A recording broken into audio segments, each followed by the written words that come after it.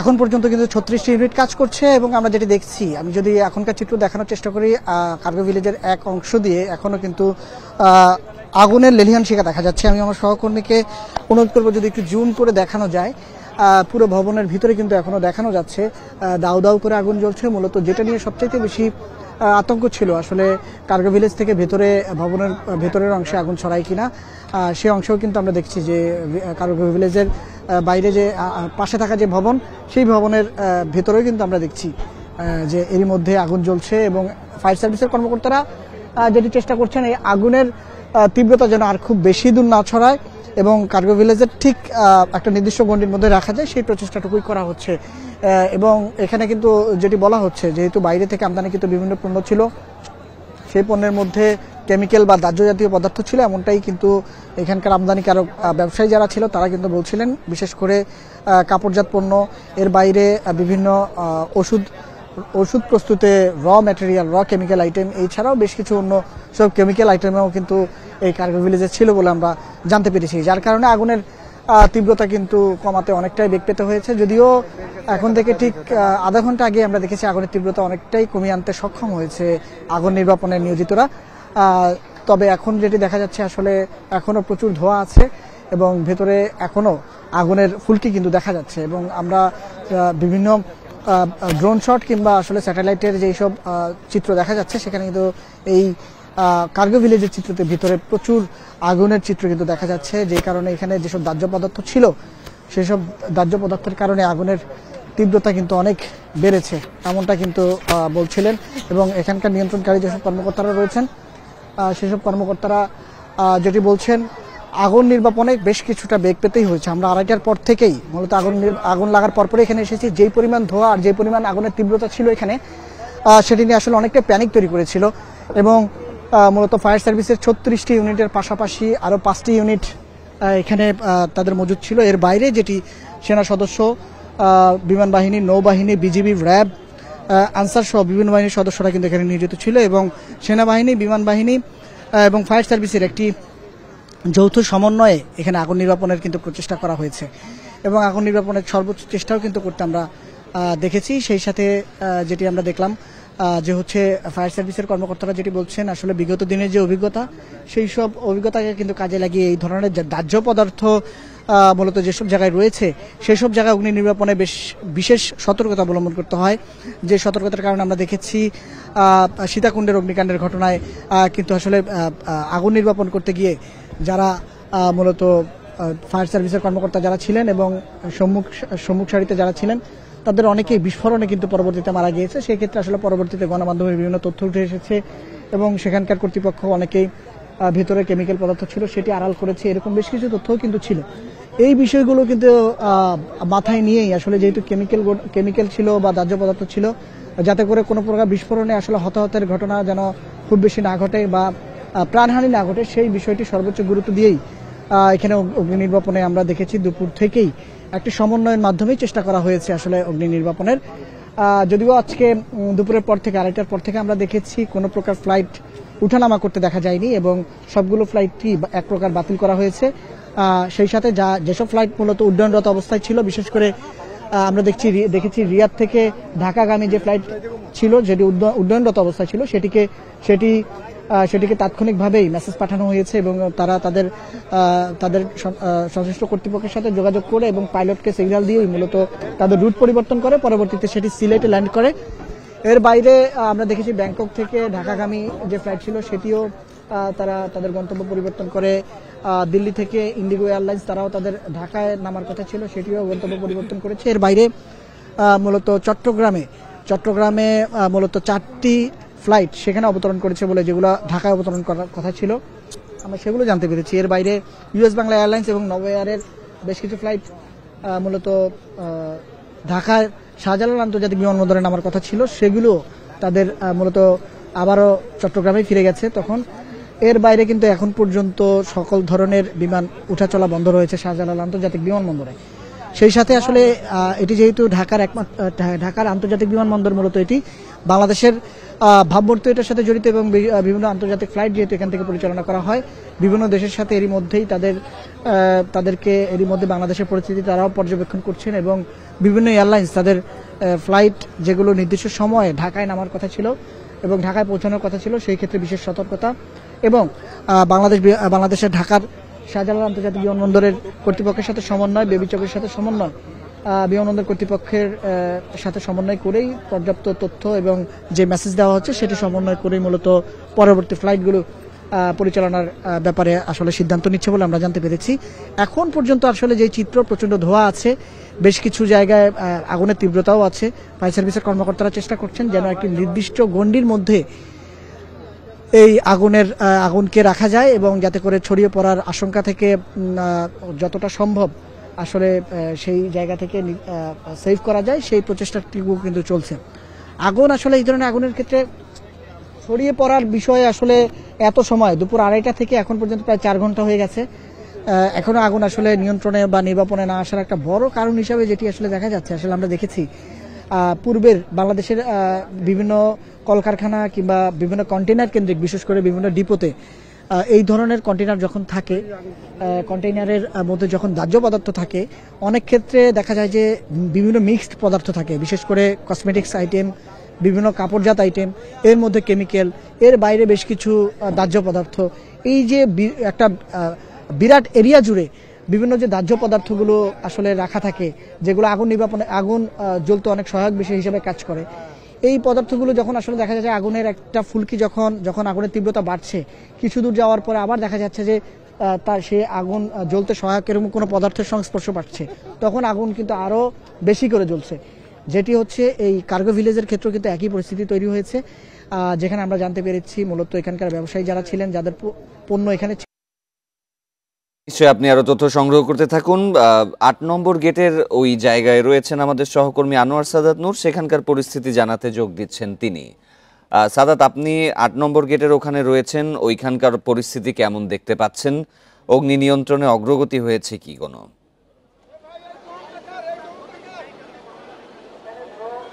এই 8 নম্বর গেটই কিন্তু মূলত কার্গো বিভাগের যে আসা যাওয়ার জন্য ব্যবহৃত রাস্তা, সেটি এই 8 নম্বর গেট। এই 8 নম্বর গেট থেকে বেশ খানিকটা দূরেই কিন্তু মূল বিমানবন্দরের যে ভবন, যেখান থেকে যাত্রীদের আনা নেওয়া করা হয়, সেইখান থেকে কিন্তু আরেকটু ভেতরে এসে এই 8 নম্বর গেট, যেটি বিমান ক্যান্টিন বলা হয়, ঠিক তার উল্টা পাশে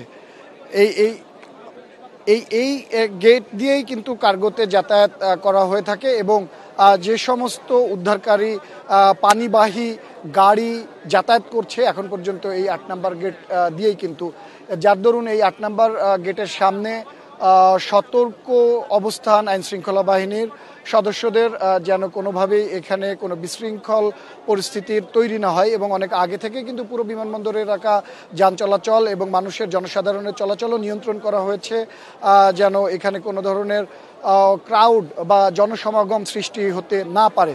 তবে এখন পর্যন্ত আমরা এই 8 নম্বর গেটের ভেতরেই কিন্তু সেই কার্গো জোন যেখানে আগুন জ্বলছে, আমরা বাইরে থেকে ভবনের ভেতরের অংশে যেটা দেখতে পাচ্ছি, যে একটি ভবনের যে খোলা অংশ গ্রিল দেওয়া, তার ভেতর দিয়ে কিন্তু বাইরে থেকে এখনো দেখা যাচ্ছে যে আগুনের যে শিখা সেটি এখনো জ্বলমান এবং বাইরে থেকে ভবনের ভেতর থেকে এখনো ধোঁয়া উড়ে আসছে। তবে কিছুক্ষণ আগে আমরা যে ধোঁয়া দেখছিলাম বা দেখানো হয়েছিল, যে পরিমাণ ধোঁয়া বা যেভাবে ঘন কালো ধোঁয়া, সেটার পরিমাণ কিন্তু অনেকটাই কমে এসেছে, ধোঁয়ার পরিমাণ কমে এসেছে এবং কিছুক্ষণ আগেও কিন্তু ফায়ার সার্ভিসের বরাত দিয়ে সিভিল এভিয়েশন বলেছে যে আগুন পুরোপুরি নিয়ন্ত্রণে না হলেও অনেকটা বা কিছুটা আগুন নিয়ন্ত্রণে আনা সম্ভব হয়েছে।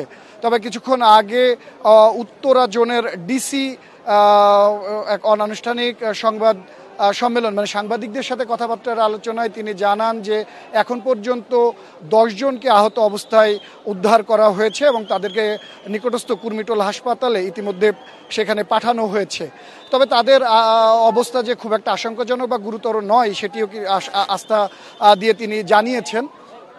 এছাড়া এখন পর্যন্ত 36টি ইউনিট ফায়ার সার্ভিসের এখানে আগুন নিয়ন্ত্রণে কাজ করছে। আগুনের প্রায় 4.5 ঘন্টা বা 4 ঘন্টার মতো অতিবাহিত হয়েছে। বেলা 2:30টার সময় লাগে আগুন। এখন পর্যন্ত কিন্তু আগুন পুরোপুরি নিয়ন্ত্রণে আনা যায়নি। এই সময়ের মধ্যে এবং আন্তর্জাতিক একটি বিমানবন্দরের যে অবস্থা, সেখানে কেন এতক্ষণে কোনো আগুন নিয়ন্ত্রণে আনা যায়নি, এটিকে সরকার এবং বিমানবন্দর কর্তৃপক্ষের যে ব্যর্থতা, সেই ব্যর্থতা হিসেবেও চিহ্নিত করছেন বিভিন্ন বিশেষজ্ঞ এবং সাধারণ মানুষ। বিশেষ করে যারা এই আগুন লেগেছে কিন্তু কার্গো এরিয়ার, বিশেষ করে আমদানি শাখায়, যে আমদানি শাখাটি বাইরে থেকে জানা যাচ্ছে বা খোঁজ নেওয়া যাচ্ছে পুরোপুরি আগুনে পুড়ে ধ্বংসস্তূপ হয়ে গেছে বা ছাই হয়ে দাঁড়িয়েছে।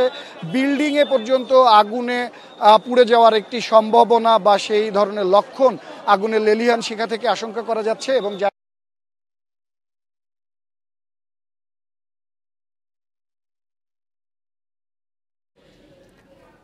আনোয়ার, আপনি আমাদের সাথেই থাকবেন। আমরা আবার একটু সহকর্মী নাহিদ কামালের কাছে যেতে চাই। নাহিদ, আপনি তো সর্বশেষ তথ্য আমাদেরকে জানাচ্ছিলেন। আপনি যে প্রান্ত থেকে রয়েছেন সেখানকার পরিস্থিতি কেমন দেখতে পাচ্ছেন?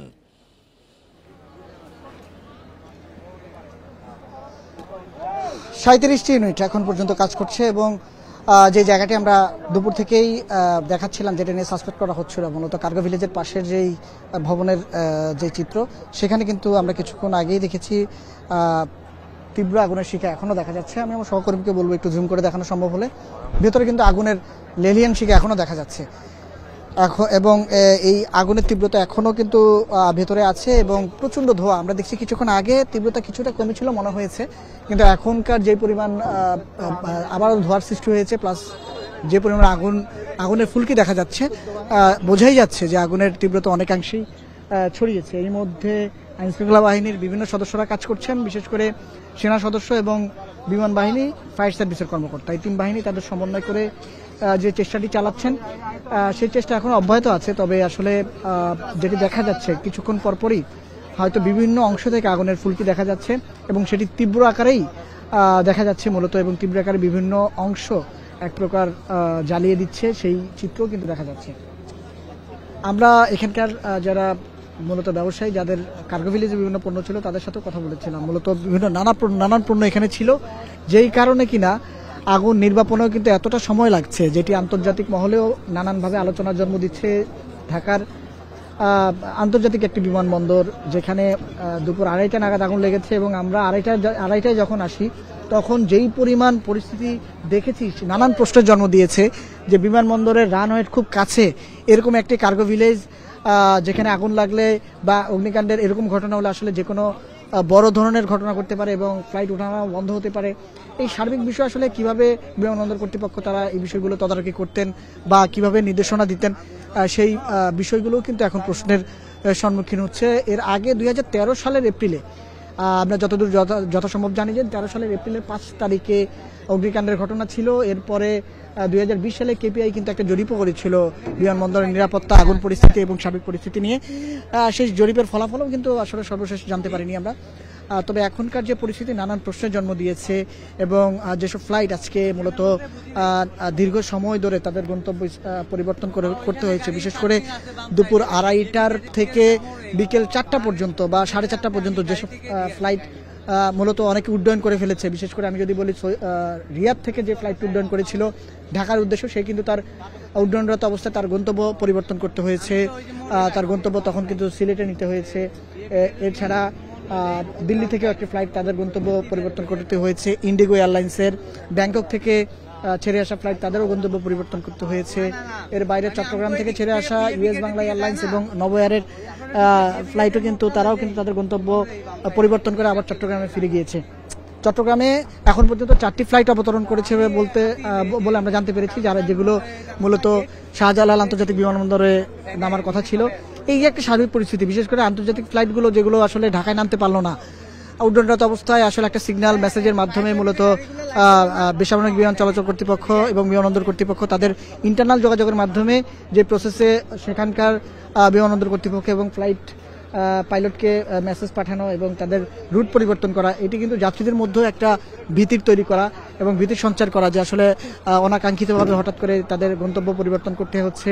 আবার যারা আসলে ছেড়ে আসছিলেন ঢাকার উদ্দেশ্যে সেসব ফ্লাইট বিলম্বিত হওয়া অথবা অনেকে তাদের নির্দিষ্ট গন্তব্যে পৌঁছাতে দেরি হওয়া, এই সার্বিক পরিস্থিতি কিন্তু আসলে বাংলাদেশের ইমেজের ক্ষেত্রেও একটা বিষয় জড়িত। কারণ যেহেতু 4 ঘন্টা প্লাস হয়ে গেছে এখনো আগুন আসলে নিয়ন্ত্রণে আনা সম্ভব হয়নি। যেহেতু এই কার্গো ভিলেজের মধ্যে আমরা যেটি জানতে পেরেছি যে পরবর্তী অবস্থা কি হয় আপনার মাধ্যমে নিশ্চয়ই আমরা জানাবো। আমরা আবারও একটু সহকর্মী আদিলুর রহমানের কাছে যেতে চাই। আদিলুর, আপনি যে স্থানে এই মুহূর্তে অবস্থান করছেন সেখানকার সর্বশেষ কি তথ্য দেখতে পাচ্ছেন? আমরা যেমনটি জানিয়েছি যে 37 ইউনিট কাজ করার পরও প্রায় 4 ঘন্টা অতিবাহিত হয়ে গেছে, কিন্তু আগুন এখনো নিয়ন্ত্রণে আসেনি। সর্বশেষ তথ্য জানাবেন আদিলুর।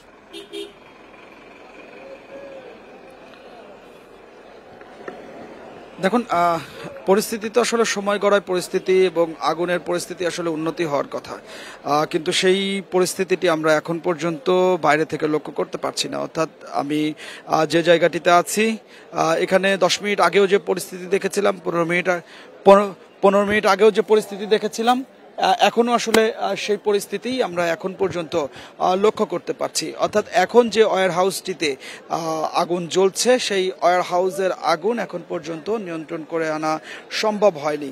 আমরা কিছুক্ষণ আগে এই উত্তরা জোনের যিনি উপপুলিশ কমিশনার তার বক্তব্য এবং তার সাথে কিছুক্ষণ আগে আমার আবারও আরেক দফা কথা হয়েছে। তিনি যেটি আসলে বলছিলেন যে তিনি ভেতরে পরিদর্শন করে এখানে 3টি ওয়্যার হাউস পেয়েছেন।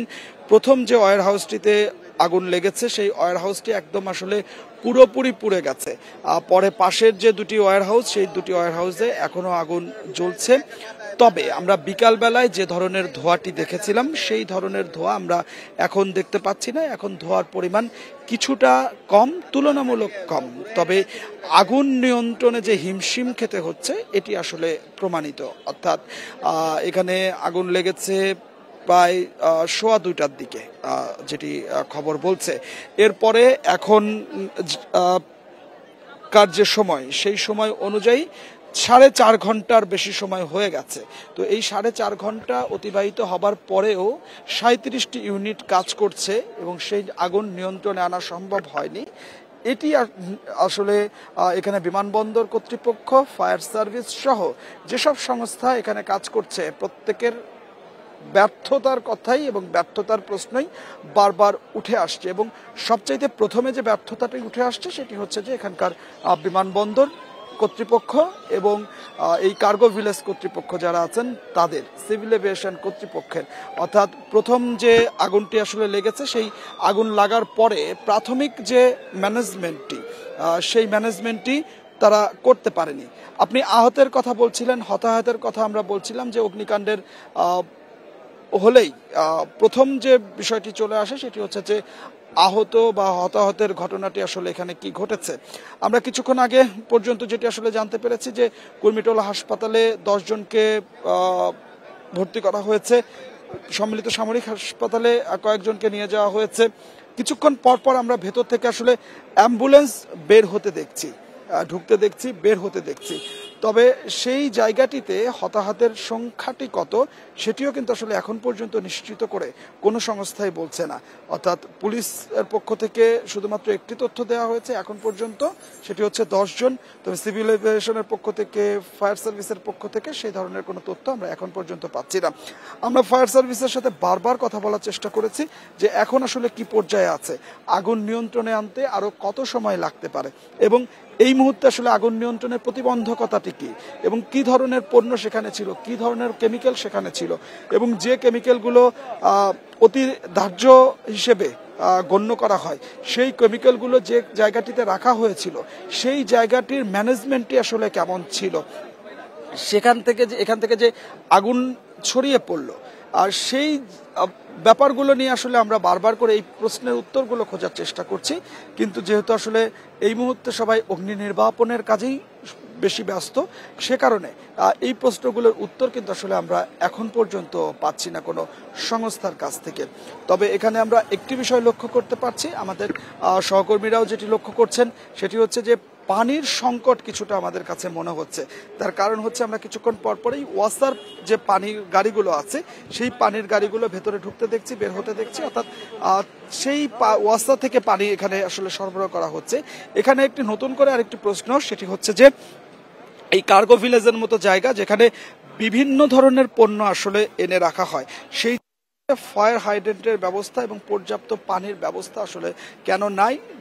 ওয়াসার পানির গাড়ি দিয়ে কেন বাইরে থেকে আসলে এখানে পানি নিয়ে আসা হচ্ছে, এটিও আসলে একটি প্রশ্ন। এবং এই জায়গাটিতেও এই কার্গো ভিলেজ কর্তৃপক্ষ যারা আছেন তাদের ব্যর্থতার একটি কথা বারবার করে আসলে উঠে আসছেন। আমাদের সহকর্মী নাহিদ যেটি বলছিলেন যে কেপিআই এর জরিপ, এবং সেই কেপিআই এর জরিপ যেটি 2020 সালে একটি করা হয়েছিল, সেখানেও উঠে এসেছিল যে অগ্নি ঝুঁকির কথা এবং অগ্নি নিরাপত্তার জন্য যে ধরনের সরঞ্জাম এখানে রাখার কথা ছিল সেই ধরনের সরঞ্জাম এখানে পর্যাপ্ত ছিল না। এই বিষয়টি আসলে উঠে এসেছেন। ফায়ার সার্ভিসের সাবেক যারা ঊর্ধ্বতন কর্মকর্তা আছেন তারাও বারবার করে আসলে বলছেন যে এই কার্গো ভিলেজ কর্তৃপক্ষ ব্যর্থ হয়েছেন এবং কার্গো ভিলেজ কর্তৃপক্ষের যে ধরনের পদক্ষেপ এখানে নেওয়ার কথা ছিল, যে ধরনের সরঞ্জামগুলো অগ্নি নিরাপত্তার জন্য নেওয়ার কথা ছিল, সেগুলোতে আসলে ঘাটতি ছিল।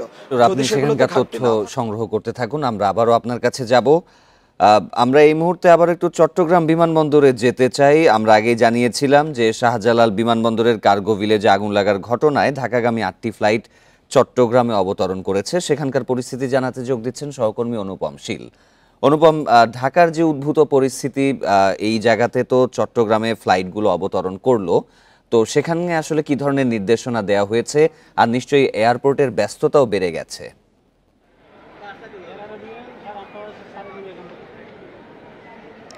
হ্যাঁ, যেই বিমানগুলো চট্টগ্রামের এয়ারফিল্ডে বা এয়ারপোর্টে অবতরণ করেছে সেগুলোর আসলে যাত্রীদেরকে এখনো নামানো হয়নি, অর্থাৎ আমরা এখন এয়ারপোর্টের যে বাইরে আছি সেখানে এখনো তাদেরকে নিয়ে আসা হয়নি, বা যেহেতু তারা ঢাকার গন্তব্যে আছে সেই জন্য আমরা যতটুকু বুঝতে পারছি যে অপেক্ষা করা হচ্ছে। তবে তার আগে আরেকটি বিষয় একটু জানিয়ে রাখি যে ইতিমধ্যে আপনি দেখতে পাচ্ছেন যে চট্টগ্রাম এয়ারপোর্টের সামনের অংশে বিশাল একটি জটলা বা কিউ তৈরি হয়েছে।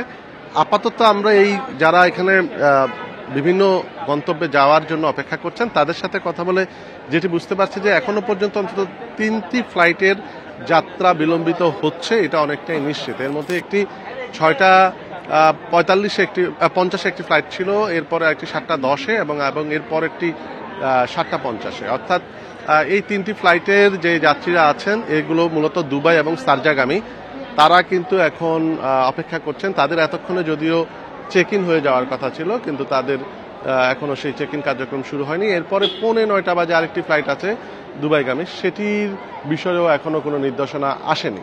অর্থাৎ সব মিলিয়ে আমরা দেখতে পাচ্ছি যে এখানে 4টি ফ্লাইট কমপক্ষে আজকে কি অবস্থা হয় সেই বিষয়টি নিয়ে এক ধরনের আলোচনা আছে, এবং এই 4টি ফ্লাইটের পরবর্তীতে কি নির্দেশনা দেওয়া হবে সেটিও এখনো স্পষ্ট নয়। আর এর বাইরে চট্টগ্রাম শাহ আমানত আন্তর্জাতিক বিমানবন্দরের যিনি এখানকার গণসংযোগ কর্মকর্তা প্রকৌশলী ইব্রাহিম খলিল, তিনি আমাদেরকে যেটি জানিয়েছেন যে এখনো পর্যন্ত মোট 8টি ফ্লাইট ওদের এই চট্টগ্রামে এসে পৌঁছেছে, অর্থাৎ যেগুলো ডাইভার্ট হয়ে এসেছে। এই 8টি ফ্লাইটের মধ্যে 4টি ফ্লাইট আন্তর্জাতিক রুটের এবং 4টি দেশীয় বা অভ্যন্তরীণ রুটের। এবং এই ফ্লাইটগুলো ওনারা যেটি জানিয়েছেন যে যেহেতু এখনো পর্যন্ত রাত 9টা পর্যন্ত ঢাকা হযরত শাহজালাল আন্তর্জাতিক বিমানবন্দরের এয়ারফিল্ডটি বন্ধ ঘোষণা করা হয়েছে, তারপরে হয়তো এই ফ্লাইটগুলোর ব্যাপারে সিদ্ধান্ত আসবে এবং সেটি সিদ্ধান্ত এলে পরবর্তী করণীয় নির্ধারণ করা হবে বলে তিনি আমাদেরকে জানিয়েছেন। তো আমরা আসলে অপেক্ষা করছি, দেখছি, এবং এখানে আসলে চট্টগ্রাম শাহ আমানত বিমানবন্দরেও সেই একই রকম কিছুটা অনিশ্চয়তা আছে, উদ্বেগ আছে, এবং কি হতে যাচ্ছে সেটি নিয়ে নানা প্রশ্ন আছে, জল্পনা কল্পনা আছে। এবং আমরা দেখছি, একটু জানতে চাই যে এই ফ্লাইটগুলো তো আসলে ঢাকাতেই যাওয়ার কথা ছিল, তো যাত্রীরা যারা চট্টগ্রাম বিমানবন্দরে নেমেছেন তাদের কি কোনো ধরনের নির্দেশনা দেওয়া হয়েছে যে তারা আসলে যদি ঢাকার গন্তব্যেই পৌঁছান তাহলে কিভাবে তারা ঢাকায় পৌঁছাবেন? এ বিষয়ে কি কিছু জানিয়েছে এয়ারপোর্ট কর্তৃপক্ষ?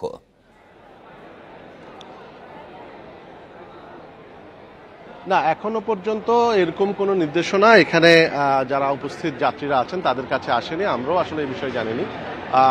অপেক্ষা করা হচ্ছে, যেহেতু এখনো আমরা দেখছি 2টি ফ্লাইটের সময় অতিক্রম হয়েছে, আবার অভ্যন্তরীণ রুটের কয়েকটি ফ্লাইটের সময় অতিক্রম হয়েছে। তাই প্রাথমিকভাবে এখনো এরকম কোনো নির্দেশনা নেই যে মানে আসেনি যে তাদের আসলে কি করা হবে। আমাদের কাছে সর্বশেষ যে তথ্য এসেছে তাতে যেহেতু রাত 9টা পর্যন্ত ঢাকার এয়ারফিল্ড বন্ধ, সেই পর্যন্ত এখানকার যে ফ্লাইটগুলো আছে যেগুলো ঢাকা হয়ে অথবা ঢাকা থেকে এখানে এসেছে সেগুলো আসলে বন্ধ থাকবে। এবং এই কারণে আপনি দেখতে পাচ্ছেন যে অনেকগুলো মানুষের একটি জটলা ইতিমধ্যে তৈরি হয়েছে, অর্থাৎ যারা এতক্ষণে চেক ইন করার কথা, অন্তত 3টি ফ্লাইটের মানুষ এখানে আছেন যারা চেক ইন করার কথা, তারা এখনো চেক ইন করতে পারেননি। এবং আমরা যেটি ধারণা করছি যে যেই ফ্লাইটগুলো এখানে আসলে কানেক্টিং হয়ে আসার কথা সেই ফ্লাইটগুলো আসতে না পারার কারণে বা এই সমস্যাটি তৈরি হতে পারে, এরকম একটি আশঙ্কার কথা এখানে অনেকেই বলাবলি করছেন। কিন্তু এয়ারপোর্ট কর্তৃপক্ষের কাছে এই বিষয়ে এখনো পর্যন্ত মানে একেবারে পরিষ্কার কোনো তথ্য এখনো তারা জানাননি। তো এই কারণে একটি অনিশ্চয়তা তৈরি হয়েছে, যেটি আমি একটু আগেও বলছিলাম যে এখানে অনেকে আছেন যাদের মূলত আজকে যেতে না পারলে ভিসাজনিত জটিলতা তৈরি হতে পারে, এবং সেই জন্য আসলে অর্থাৎ সেই লোকগুলোর তাদের কিছুটা টেনশনে তো অবশ্যই আছেন। এর বাইরে আমরা দেখছি যে অনেকে আছেন আসলে রাত হয়ে যাচ্ছে, অনেকে দূর দূরান্ত থেকে এই চট্টগ্রাম এয়ারপোর্ট হয়ে তারা তাদের গন্তব্যে অর্থাৎ দেশের বাইরে যাওয়ার কথা ছিল, যদি আজকে যেতে না পারেন তাহলে তাদের আসলে থাকার ব্যবস্থাপনা বা এখানে যে ব্যবস্থায় বা কবে যেতে পারবেন এই বিষয়ে যেহেতু তাদের কাছে কোনো প্রকৃত তথ্য নেই, সেটি নিয়েও আসলে নিশ্চয়ই আপনি এয়ারপোর্ট পরিস্থিতির আরো খবর রাখতে থাকুন। আমরা আবারও হযরত শাহজালাল আন্তর্জাতিক বিমানবন্দরের পরিস্থিতি জানাতে যোগ দিচ্ছেন সহকর্মী আদিলুর রহমান। আদিলুর 37টি ইউনিট কাজ করছে, 4.5 ঘন্টার মতো অতিবাহিত হয়ে গেল। মূল আসলে সমস্যাটা কি হচ্ছে আদিলুর? যে ভেতরের যে আগুনটা দাউ দাউ করে জ্বলতে দেখা যাচ্ছে সেটি কেন আসলে নিরূপণ করতে এত বেগ পেতে হচ্ছে?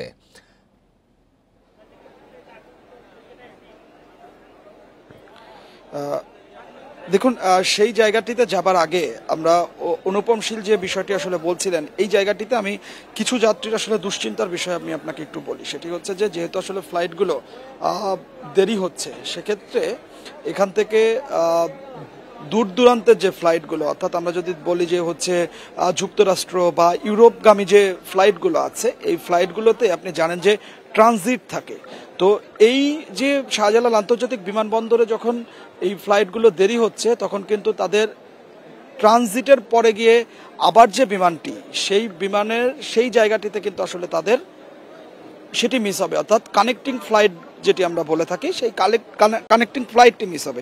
তো কানেক্টিং ফ্লাইটটি যদি আসলে মিস হয়ে থাকে, সেক্ষেত্রে আরেকটি দুশ্চিন্তার বিষয় যে আবার পরবর্তীতে তাদের কানেক্টিং ফ্লাইট আবার তারা কখন পাবেন, কখন আসলে তারা পৌঁছবেন। তো অনেকগুলো জটিলতা কিন্তু আসলে এই অগ্নিকাণ্ডের কারণে এই মুহূর্তে বিমানবন্দরে তৈরি হয়েছে। অগ্নিকাণ্ড তো, তার পাশাপাশি এই জটিলতাগুলো তৈরি হয়েছে।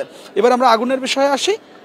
আগুনটি আসলে এখনো জ্বলছে। আমরা ফায়ার সার্ভিসের কাছ থেকে কিছুক্ষণ আগে ভেতরে যারা আছেন তাদের বা বাইরে যারা বের হচ্ছেন তাদের কাছ থেকে একটি বিষয় আসলে জানতে পারছি, সেটি হচ্ছে যে আপনি যদি আগুন নিয়ন্ত্রণে আসতে হয়, তাহলে আগুনটি মূলত যে জায়গাটিতে সবচাইতে বেশি এবং যে জায়গাটি থেকে আগুনটি ছড়িয়ে পড়ছে, সেই জায়গায় আপনাকে পানি ব্যবহার করতে হবে বা অগ্নি নির্বাপনের যে উপকরণগুলো আছে সেগুলো আসলে দিতে হবে। তো সেই স্থলে যদি আসলে ঠিক মতো পানিটি আসলে প্রবেশ করানো না হয়, সেক্ষেত্রে কিন্তু আসলে আগুন নিয়ন্ত্রণে সময় লাগবে এবং আগুন নিয়ন্ত্রণে বেগ পেতে হবে। অর্থাৎ ফায়ার সার্ভিস খুব কাছাকাছি পৌঁছে যে আগুনে পানি দিতে পারছে, বিষয়টি কিন্তু আসলে এরকম নয়। বেশ খানিকটা দূর থেকে আসলে তাদেরকে পানিটি ব্যবহার করতে হচ্ছে। তার কারণ হচ্ছে যে ওয়্যার হাউসটিতে আগুনটি জ্বলছে, সেই ওয়্যার হাউসের ঠিক কাছাকাছিতে বেশ তাপমাত্রা রয়েছে, একই সাথে তাপমাত্রা এবং একই সাথে ধোঁয়া। আর আরেকটি বিষয় হচ্ছে, যেহেতু আসলে বলা হচ্ছে যে ভেতরে কেমিক্যাল আছে, তো কেমিক্যালের ধোঁয়া এবং সাধারণ ধোঁয়া এর মধ্যে আসলে কিছুটা পার্থক্য আছে। তো সেক্ষেত্রেও আগুন নিয়ন্ত্রণে অনেকটা বেগ পেতে হচ্ছে এবং সে কারণে এই যে ঘন্টার পর ঘন্টা অতিবাহিত হয়ে যাচ্ছে, আগুন এখন পর্যন্ত ফায়ার সার্ভিসের যে চেষ্টা 37টি ইউনিট আসলে বলা হচ্ছিল যে ফায়ার সার্ভিস বিশেষজ্ঞ একজন বলছিলেন যে 1000 ডিগ্রির উপরে তাপমাত্রা। তো যে সকল ফায়ার ফাইটার ভেতরে গেছেন বা কাছাকাছি পৌঁছাতে পেরেছেন, তাদের আসলে শারীরিক অবস্থা কেমন বা কি কি চ্যালেঞ্জের মুখোমুখি তারা পড়েছেন, এ বিষয়ে কি কিছু জানতে পেরেছেন?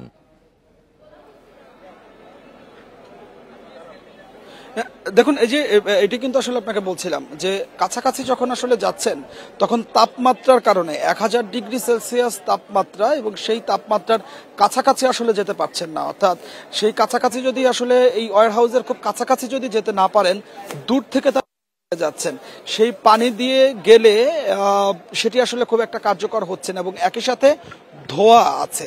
তো ফায়ার সার্ভিসের যারা কর্মী আছেন তারা অক্সিজেন ব্যবহার করেই এই আগুন নিয়ন্ত্রণে কাজ করে যাচ্ছেন, কিন্তু সেইটিও আসলে খুব একটা অনেক সময় আসলে কার্যকর হয় না। কারণ হচ্ছে অনেক ধোঁয়া যদি আসলে থাকে, ধোঁয়ার পরিমাণও আসলে আমরা অনেক বেশি দেখছি। আমরা বিগত সময়কার আগুনগুলোর কথা যদি আসলে বলি, আমি যদি আপনাকে বড় বড় কয়েকটা আগুনের কথা যদি বলি, যে বিএম ডিপোতে যে আগুনটি আসলে লেগেছিল, সেই বিএম ডিপোর খুব কাছাকাছি গিয়ে কিন্তু আসলে শুরুতেই আগুন দেওয়া, পানি দেওয়া সম্ভব হয়নি। এরপরে আসলে বিস্ফোরণ হয়েছে, এবং ভেতরে আসলে কি ধরনের কেমিক্যাল আছে, বিস্ফোরণের কোনো সম্ভাবনা আছে কিনা সেটিও কিন্তু আসলে এখন পর্যন্ত জানা সম্ভব হয়নি। তার কারণ কিছুক্ষণ আগে এখানে উপপুলিশ কমিশনার ভেতর থেকে ঘুরে এসেছেন, তার কাছে আমরা জানতে চেয়েছিলাম যে এখানে কি কি ধরনের পণ্য আছে, পুলিশের পক্ষ থেকে সেই তালিকাটি আসলে তারা পেয়েছেন কিনা।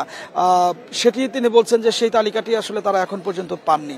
তো এই যে চ্যালেঞ্জগুলো, এই চ্যালেঞ্জগুলোকে সামনে নিয়েই ফায়ার সার্ভিসকে কাজ করতে হচ্ছে, এবং অনেকটা দূরে থেকে নিরাপদে থেকে তাদেরকে এখানে পানির কাজটি, আগুন নিয়ন্ত্রণের কাজটি করে যেতে হচ্ছে। এবং এই ক্ষেত্রে ফায়ার সার্ভিসের অনেক কর্মী তারা কিন্তু সাময়িক সময়ের জন্য আসলে অসুস্থ হয়ে যাচ্ছেন। একজন কর্মী টানা কাজ করতে পারছেন না, তাকে আবার কিছুক্ষণ বিরতি দিয়ে তাকে চ্যালেঞ্জের কথাই আপনি বলছিলেন। আদিলুর, আপনি তথ্য সংগ্রহ করতে থাকুন, আপনার কাছে আমরা আবারও আসবো। আমরা এবার একটু 8 নম্বর গেটের দিকে যেতে চাই, সেখানে রয়েছেন সহকর্মী আনোয়ার সাদাত নূর। সাদাত, আপনি বেশ কাছাকাছি আসলে অবস্থান করছেন যেখানে আগুন লেগেছে। তো আদিলুর যে বিষয়গুলো বলছিলেন যে ফায়ার ফাইটারদের আসলে খুব কাছাকাছি যেতে বেশ বেগ পেতে হচ্ছে, 37টি ইউনিটও ইতোমধ্যে সেখানে চলে গিয়েছে, এবং 4 ঘন্টা পরও আগুন নিয়ন্ত্রণ করা যাচ্ছে না। এই মুহূর্তে আসলে কি কি চ্যালেঞ্জ সেখানে দেখা যাচ্ছে?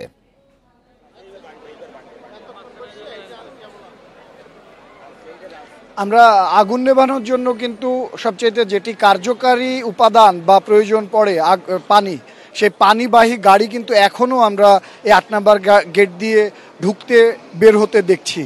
যে গাড়িগুলো ঢুকে যাচ্ছে দ্রুত গতির সাথে, পানি নিয়ে ঢুকে যাচ্ছে, সেটা স্পষ্টতই বোঝা যাচ্ছে। এবং পানির যে কেন এখন পর্যন্ত 4 ঘন্টা পরেও প্রয়োজনীয়তা, সেটাও কিন্তু 8 নম্বর গেটের বাইরে থেকেই বোঝা যাচ্ছে। এখন পর্যন্ত কিন্তু 8 নম্বর গেটের বাইরে থেকে ভেতরের যে কার্গো এরিয়া, সেই ভবনের ভেতর থেকে যে ধোঁয়ার কুণ্ডুলি বের হয়ে আসছে, সেটি এখনও স্পষ্টতই চোখে এবং ক্যামেরার চোখে উভয় জায়গায় কিন্তু দৃশ্যমান। এছাড়াও কিন্তু আমরা এই ভবনের পাশ থেকে যে পুরান ভবন কার্গো এরিয়ার, তার ভেতরেও যে আগুন এখনও জ্বলমান, আগুনের যে লেলিহান শিখা, সেই শিখাটাও কিন্তু বাইরে থেকে এখন পর্যন্ত দেখা যাচ্ছে। তবে স্বস্তি বা আশার বিষয় হলো যে 3টা, 3:30 কিংবা 4:30টার সময়ও বা 5:30টার সময়ও যে আগুনের শিখা, যে পরিমাণ ধোঁয়া আমরা দেখেছিলাম, অবলোকন করেছিলাম, সেটি কিন্তু অনেকটাই কম এসেছে। এবং ফায়ার সার্ভিস থেকেও কিন্তু বলা হচ্ছে, অনানুষ্ঠানিকভাবে এটা জানানো হয়েছে যে আগুন অনেকটাই নিয়ন্ত্রণে এসেছে, তবে সম্পূর্ণভাবে এখনও নিয়ন্ত্রণে আনতে সক্ষম হয়নি তারা। কেননা ভেতরে যে আমদানি করা, যেখানে আগুন লেগেছে মূলত সেটি একটি আমদানি শাখা, সেই আমদানি শাখাতে বিভিন্ন ধরনের দাহ্য পদার্থ ছিল। এর ভিতরে ঔষধ তৈরির যে কাঁচামাল, সেই ধরনের পদার্থ ছিল, বিভিন্ন পার্টস, স্পেয়ার, সে ধরনের পদার্থ ছিল, কসমেটিক্স ছিল, যেই পণ্যগুলো আসলে আগুন জ্বলতে আরও সাহায্য করে, আগুনকে আরও আগুনের জ্বলমান যে মাত্রা সেটি বাড়িয়ে দেয়, যার দরুন কিন্তু আগুনের এই ছোট আগুন এত বড় আকার রূপ ধারণ করেছে এবং এখন পর্যন্ত নেভানো সম্ভব হয়নি। এর পাশে মানে এই কি বলে 8 নম্বর গেটের বাইরে কিন্তু অপেক্ষা করছেন অনেক ব্যবসায়ী, যারা এই আমদানি রপ্তানি ব্যবসা পণ্যের সাথে জড়িত। তাদের অনেকে এই বাইরে নিরাশ ভঙ্গিতে হতাশ হয়ে অপেক্ষা করছেন। তাদের বেশ কয়েকজনের সাথে আমরা কথা বলে জানতে পেরেছি, তাদের ধারণা যে এই গোডাউনে বা যেইখানে আমদানি করা পণ্য রাখা হয়েছিল, কয়েক হাজার কোটি টাকার পণ্য এখানে হতে পারে। তবে আলাদা আলাদা করে ব্যবসায়ীরা বলছেন যে কেউ 15 কোটি টাকার, কারোর 1 কোটি টাকার, কারোর 10 কোটি টাকার আমদানি করা পণ্য সেখানে রয়েছে। কেউ বা আজকেই এসেছেন সেগুলো পণ্য খালাস করে নিতে, কেউ বা আগামীকালকে তাদের নির্ধারিত তারিখ ছিল, কারোর পরশু ছিল যে তারা সেখান থেকে সেই তাদের নির্দিষ্ট পণ্য যেগুলো তারা বের করে নিয়ে যাবেন। কিন্তু তার আগেই এই ধরনের একটা দুঃসংবাদ তাদেরকে বিমর্ষিত করে তুলেছে, তাদেরকে দুমড়ে মুচড়ে দিয়েছে যে এত বড় একটা টাকা বিনিয়োগ করার পরে সব কিছু তারা বাইরে থেকে জানতে পারছেন যে পুড়ে ছাই হয়ে পড়ে গেছে। এখন তারা এই ছাই তো দিয়ে কি করবেন? একজন ক্রন্দনরত অবস্থা কিন্তু এরকমটাই বলছিলেন যে পণ্যের বদলে ছাই, এ ছাই দিয়ে তিনি কি করবেন? সেই হতাশা শোনার মতো বা সেই যে প্রার্থনা সেই শোনার মতোও কিন্তু এখন বিমানবন্দর কর্তৃপক্ষ কিংবা কার্গো বিভাগ কিংবা ফায়ার সার্ভিস কোনো কারোরই কিন্তু সেই সময়টুকু এখন নেই, কেননা প্রত্যেকেই ব্যস্ত আছেন আগুন নিয়ন্ত্রণে। বলে রাখি এখন পর্যন্ত ফায়ার সার্ভিসের 37টি ইউনিট আগুন নিয়ন্ত্রণে কাজ করছে, পাশাপাশি সেনাবাহিনী ও বিমান বাহিনীর তরফ থেকেও কিন্তু এই কাজের সাথে যোগ করা হয়েছে বা তারা অংশীদার হয়ে কাজ করছেন। পাশাপাশি বাইরের এবং ভেতরের আইন শৃঙ্খলা পরিস্থিতি এবং সমাগম রুখতে প্রতিরোধেও কিন্তু এই আইন শৃঙ্খলা বাহিনীর সদস্যরা অ্যাক্টিভভাবে কাজ করছে। আমরা দেখতে পাচ্ছি যে এখনও যে গোডাউনে টিতে আগুন জ্বলমান সেখানে ফায়ার সার্ভিস কর্মীরা এতক্ষণে পৌঁছতে পেরেছে এবং তারা বাইরে থেকে পানি পাম্প করে দিচ্ছেন ভেতরের আগুন, এবং বাইরেও ভবনের বাইরে যে অংশটি আগুনে ছড়িয়ে পড়েছে সেখানেও কিন্তু পানি দেওয়ার ব্যবস্থা করা হচ্ছে। এইখানে যারা ব্যবসায়ী যাদের প্রতিনিয়তই এই আমদানি শাখায় যাতায়াত আছেন তাদের সাথে কিন্তু কথা বলে জানতে পেরেছি যে মালামাল যে শুধু এই ভবনের ভেতরেই রাখা হয় এমনটি নয়, যেগুলো আসলে বাইরে রাখার উপযোগী বা বাইরে রাখা সম্ভব বাইরেও কিন্তু ভবনের বাইরে এভাবে আমদানি করা মালামাল সেখানে মজুদ করে রাখা হয়। সেই জায়গাটাও নিতান্তই কম নয়, যেগুলো ত্রিপল দিয়ে ঢাকা থাকে সেই ত্রিপলের আগুন ক্রমেই চারিদিকে ছড়িয়ে ক্রমবর্ধমান হয়ে থাকতে পারে বলে তাদের ধারণা। তারা বলছেন যে এর ভেতরে গার্মেন্টস যে পণ্য, মানে গার্মেন্টসের সাথে জড়িত যে ওয়াশিংয়ের সাথে জড়িত কেমিক্যাল কিংবা ড্রাই ওয়াশের জন্য যে ধরনের পণ্য বা পদার্থ দরকার হয় সেগুলোই মূলত এখানে ইম্পোর্ট করা হয়, মানে বেশিরভাগ অংশ, এবং সেগুলোই এখানে রাখা ছিল। এবং ওষুধ তৈরির কাঁচামাল যেগুলো আমদানি করে আনা হয়েছিল, যেগুলো নষ্ট হয়ে গেল, সেটি যে একটি অপূরণীয় ক্ষতি সেই কথা কিন্তু এই ব্যবসায়ীরা বারবার করে বলছেন। এবং তারা বলছেন যে যদি তাদেরকে রাষ্ট্রীয়ভাবে তাদের পাশে দাঁড়ানো না হয়, তাদেরকে ক্ষতিপূরণ দেওয়া না হয়, তবে তারা নিশ্চয়ই আসলে ব্যবসায়ীদেরকে এই ব্যাপারগুলো দেয়া হোক সেটা আমাদের প্রত্যাশা, কিন্তু তার আগে নিয়ন্ত্রণে আসুক আগুন। সাদাত, আপনি আরো তথ্য সংগ্রহ করতে থাকুন, আপনার কাছে আমরা আবারও আসবো। এদিকে সৌদি আরবের রিয়াদ থেকে আসা ঢাকাগামী বিমান সিলেটের ওসমানী আন্তর্জাতিক বিমানবন্দরে অবতরণ করেছে, এই তথ্য আমরা আপনাদেরকে জানাচ্ছিলাম। সিলেটের যে বিমানবন্দরের পরিস্থিতি সেটি জানাতে এবার যোগ দিচ্ছেন সহকর্মী মঞ্জুর আহমদ। মঞ্জুর, রিয়াদ থেকে আসা যে ফ্লাইট, তারপরে কি আর কোনো ফ্লাইট সিলেটে অবতরণ করেছে কিনা? আর যেহেতু ঢাকা থেকে আসলে কোনো সিদ্ধান্ত জানানো হয়নি যে পরবর্তী ফ্লাইট কখন পরিচালনা করা হবে, সিলেট বিমানবন্দরের দিকে কি নির্দেশনা পাঠানো হয়েছে শাহজালাল বিমানবন্দর থেকে? দেখুন, সিলেট বিমানবন্দরে এখন পর্যন্ত 3টি ফ্লাইট জরুরি অবতরণ করেছে। আপনি যেটা বলছিলেন যে সৌদি আরবের রিয়াদ থেকে ঢাকাগামী একটি ফ্লাইট, সেটা দুপুর 3টা 30 মিনিটে সিলেট ওসমানী আন্তর্জাতিক বিমানবন্দরে অবতরণ করেছিল এবং সেখানে প্রায় 396 জন যাত্রী ছিলেন। এর মধ্যে 12 জন যাত্রী সিলেটের ছিলেন। তারা ঢাকা থেকে আবার সিলেট আসার কথা ছিল, কিন্তু যেহেতু সিলেটে অবতরণ করেছে ফ্লাইটটি, সেক্ষেত্রে এই 12 জন যাত্রীকে আসলে তারা সিলেটে নামিয়ে দিয়েছেন। বাকি সবাইকে কিন্তু এখন পর্যন্ত বিমানে রাখা হয়েছে, তাদেরকে এয়ারপোর্টে নামানো হয়নি। এরপরে আসলে ইউএস বাংলা এয়ারলাইন্সের আরো 2টি ফ্লাইট সিলেটে অবতরণ করেছে। সন্ধ্যা 6টা 5 মিনিটে সিঙ্গাপুর থেকে ঢাকাগামী ইউএস বাংলা এয়ারলাইন্সের ফ্লাইট 153 জন যাত্রী নিয়ে সিলেট ওসমানী আন্তর্জাতিক বিমানবন্দরে জরুরি অবতরণ করেছে। তারপরে আবার সন্ধ্যা 6টা 25 মিনিটে ইউএস বাংলা এয়ারলাইন্সের আরেকটি ফ্লাইটে মালদ্বীপের মালে থেকে ঢাকাগামী ফ্লাইটটি ছিল, সেটি কিন্তু সিলেট ওসমানী আন্তর্জাতিক বিমানবন্দরে অবতরণ করেছে। এখন পর্যন্ত এই 3টি ফ্লাইটের প্রায় 500 শতাধিক যাত্রী সিলেট ওসমানী আন্তর্জাতিক বিমানবন্দরে আছে। তাদেরকে আসলে এখন পর্যন্ত বিমান থেকে আসলে তাদেরকে এয়ারপোর্টে নামানো হয়নি। সবাই অপেক্ষায় আছেন, যেহেতু ঢাকায় আগুন নেভানোর চেষ্টা চলছে। আগুন নেভানো হলে হয়তো বিমানবন্দরে যদি বিমান ওঠানামা শুরু হয় এবং তারা এখান থেকে এই 50 ফ্লাইটগুলো আবার ঢাকায় চলে যাবে এমনটা বলছেন বিমানবন্দর কর্তৃপক্ষ। এখানে আসলে আরো বেশ কয়েকটি ফ্লাইট ডিলে হয়েছে, সেটা অভ্যন্তরীণ ফ্লাইট, সেটা 90 এর একটি ফ্লাইট, সেটা বিকেল 3টা 30 মিনিটে ছিল, সিলেট থেকে ঢাকা ছেড়ে যাওয়ার কথা ছিল, সেই ফ্লাইটটি বাতিল হয়েছে। এর পাশাপাশি ইউএস বাংলা এয়ারলাইন্সের 2টি অভ্যন্তরীণ ফ্লাইট বাতিল এখানে বিলম্বিত করা হয়েছে, সেটা বিকেল 4:30টায় একটা ছিল, একটা ছিল 5টা 50 মিনিটে। এই দুটি ফ্লাইটের যারা যাত্রী ছিলেন তারা আসলে অনেকেই সিলেট থেকে ঢাকা গিয়ে আন্তর্জাতিক বিভিন্ন রুটের ফ্লাইট ধরবেন এমনটা তারা এই যাত্রীরা ধরার কথা ছিল আন্তর্জাতিক ফ্লাইটগুলো, কিন্তু যেহেতু পুরো বিমানবন্দরে কলাপস হয়ে গেছে, ঢাকা বিমানবন্দরে কোনো ফ্লাইট ওঠানামা করছে না, সেক্ষেত্রে আসলে তাদেরকে সিলেটে অপেক্ষা করতে হচ্ছে।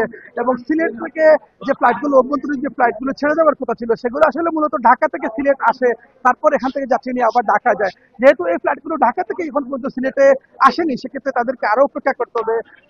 এখানে বিমানবন্দর কর্তৃপক্ষ আমাদের জানিয়েছে যে ইউএস বাংলা এয়ারলাইন্সের একটি ফ্লাইট, যেটা বিকেল 4:30টায় ছিল, সেই ফ্লাইটটি তারা নতুন সময়সূচি ঘোষণা করছে, 10টায় সিলেট থেকে ছেড়ে যাবে। যাত্রীরা বেশ উদ্বেগ আছেন, তাদের মধ্যে উদ্বেগ উৎকণ্ঠা আছে, কারণ অনেক যাত্রী সিলেট ওসমানী আন্তর্জাতিক বিমানবন্দর থেকে ঢাকা গিয়ে সেখানে আরো আন্তর্জাতিক বিভিন্ন রুটে যাতায়াত করার কথা রয়েছে তাদের ফ্লাইট শিডিউল। যেহেতু ঢাকা যদি তাদের যে ফ্লাইটগুলো আছে নির্ধারিত সময়ে সেই ফ্লাইটগুলো যদি ছেড়ে না যায়, তাহলে হয়তো তারা নিজ গন্তব্যে যেতে পারবেন, নতুবা তারা নানা সমস্যায় পড়বেন, এমনটা এখানকার যাত্রীরা আশঙ্কা প্রকাশ করছেন। বিমানবন্দর কর্তৃপক্ষ আমাদের যেটা বলেছে যে এখন পর্যন্ত তাদের কাছে এখানে 3টি আন্তর্জাতিক ফ্লাইট জরুরি অবতরণ করেছে। আরো যদি কোনো ফ্লাইট জরুরি অবতরণ করতে চায় তাহলে তাদের সেই প্রস্তুতি রয়েছে। এখানে আরো বেশ কয়েকটি ফ্লাইট এখানে অবতরণ করা যাবে এমনটা তারা প্রস্তুতি নিয়ে রেখেছে। যদি জরুরি প্রয়োজনে কোনো ফ্লাইট অবতরণ করতে হয়, সেক্ষেত্রে তারা এই প্রস্তুতি তারা নিয়ে রেখেছে।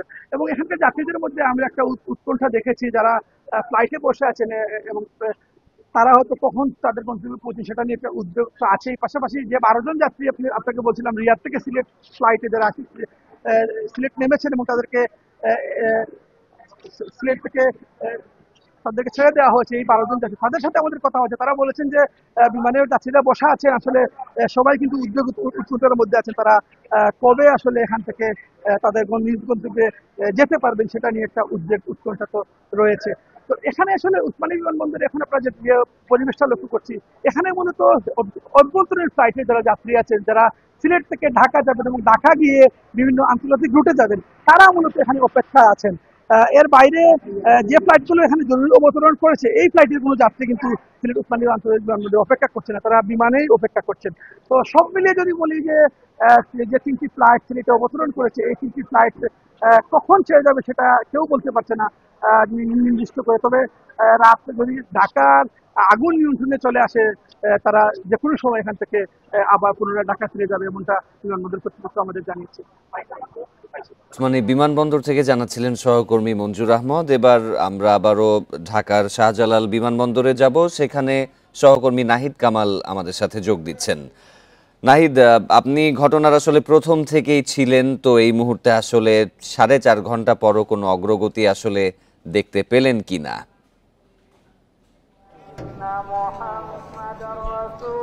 জি, আসলে 4.5 ঘন্টা হয়ে গেছে, এখনো কিন্তু আগুন নির্বাপনের কোনো খবর নেই। আমরা দেখছি কিছুক্ষণ পরপরই আসলে আগুনের লেলিহান শিখাও দেখা যাচ্ছে। একটু এখনকার চিত্র যদি দেখাই, আসলে প্রচন্ড ধোঁয়া এখনো আছে এবং ভেতরে কিন্তু আগুনের চিত্র আমরা দেখেছি।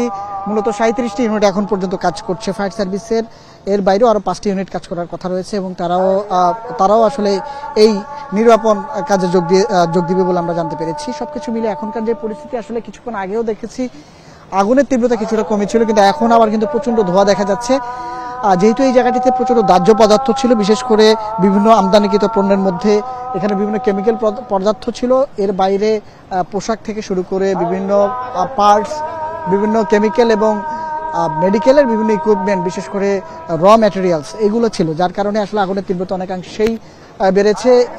এত 4 ঘন্টা 4.5 ঘন্টা পার হয়ে গেল, এখন আগুন পুরোপুরি নিয়ন্ত্রণে এখন পর্যন্ত কিন্তু আসেনি। ফায়ার সার্ভিসের 37টি ইউনিটের পাশাপাশি সেনা, বিমান, নৌবাহিনী, বিজিবি, র্যাব, আনসার বাহিনী, সব বাহিনী আসলে এখানে কাজ করছেন। বিশেষ করে সামনের যে অংশটি সেখানে কিন্তু সেনাবাহিনী, বিমান বাহিনী এবং ফায়ার সার্ভিসের 37টি ইউনিট সমন্বয় করে এখন পর্যন্ত অগ্নি নির্বাপনের যে ব্যবস্থা সেটি কিন্তু তারা তদারকি করছেন এবং সার্বিক পরিস্থিতি কিন্তু এখন পর্যন্ত নিয়ন্ত্রণে কিন্তু এখনো আসেনি। আজকে রাত 9টা পর্যন্ত যতদূর জানতে পেরেছি ফ্লাইট ওঠানামা কিন্তু এরই মধ্যে এভিয়েশন কর্তৃপক্ষ তারা কিন্তু এটি বন্ধ করেছেন। সেই সাথে ঢাকা আন্তর্জাতিক অন্ততপক্ষে ঢাকায় নামার বিভিন্ন ফ্লাইট কিন্তু তারা তাদের গন্তব্য পরিবর্তন করতে হয়েছে।